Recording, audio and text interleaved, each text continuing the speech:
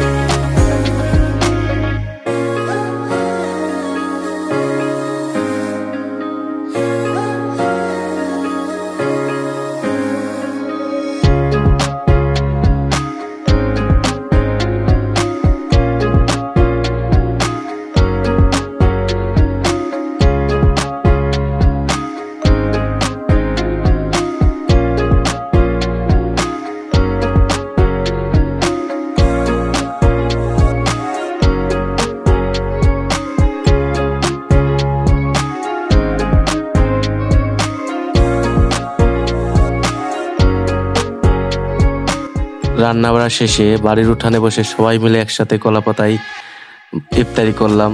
যাক শুকুর আলহামদুলিল্লাহ, রমজান মাস এখন শেষ হয়ে গেছে, সামনে বছর ইনশাল্লাহ সবাই যেন পায় এই দোয়াই রাখি।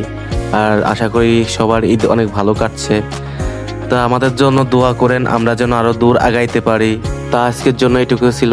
সবাই ভালো থাকবেন এবং আমাদেরকে সাপোর্ট করবেন, লাইক শেয়ার অ্যান্ড কমেন্ট করবেন। আল্লাহ হাফেজ।